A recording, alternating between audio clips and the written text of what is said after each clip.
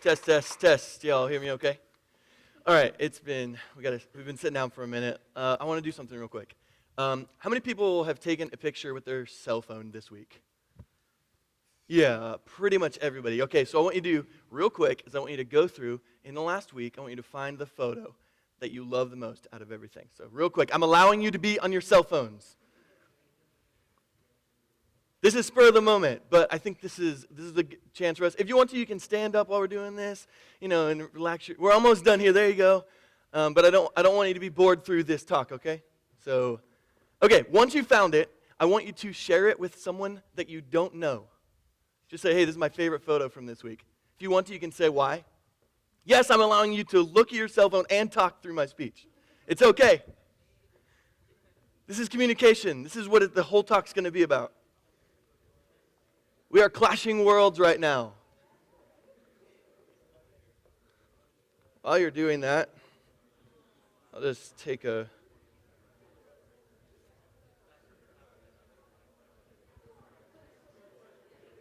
"30 seconds.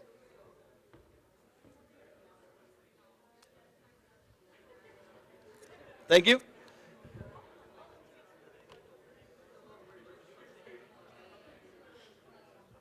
Okay, this is great. Thank you.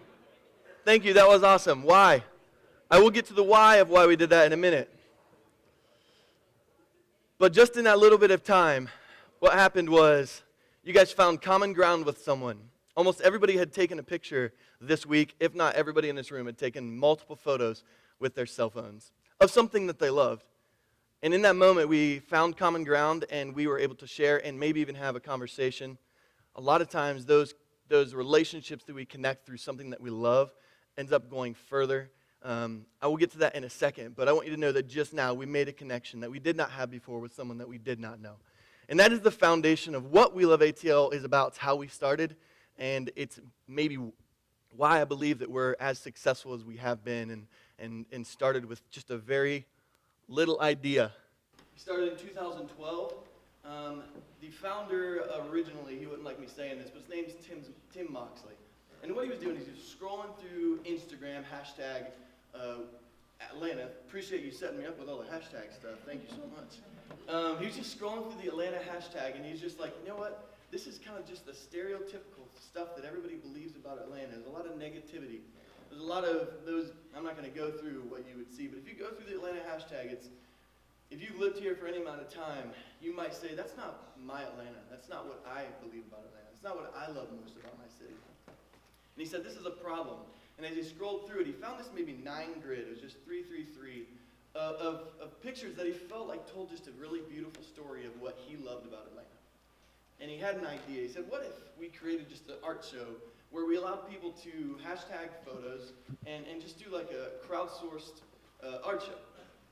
And so he contacted me. He was following me at the time, and another guy named Brandon Barr, another guy named Keith Weaver. And we got together and we said, okay, this is a great idea. What we want to do is we want to create an art show, and we came up with this hashtag WeLoveATL, hashtag WeLoveATL, in October of 2012. And the goal of it was to say, hey, you've got a perspective of the city that you love. We just want you to share it. And so we started through our own personal Instagrams. We would reach out to people and say, hey, I love this photo of Atlanta. Would you hashtag with WeLoveATL? And we thought maybe we would get, 500 photos or so. We ended up getting 5,000. It says it up here, but I just want to reiterate. We got 5,000 photos in 30 days. And so we thought to ourselves, whoa, we have a lot of ammo here. So we went through and we curated some of our favorite images. And I'm just going to scroll through these images in a second. And we picked our favorite 270 that we kind of thought, this is a beautiful kind of holistic approach to Atlanta. And we did this art show at Youngblood Boutique, and 1,000 people came out. It was the largest opening they'd ever had in 15 years. It's a very, well, it used to be. It closed down and kind of switched up to a different name now. But there was a line out the door for 2 hours.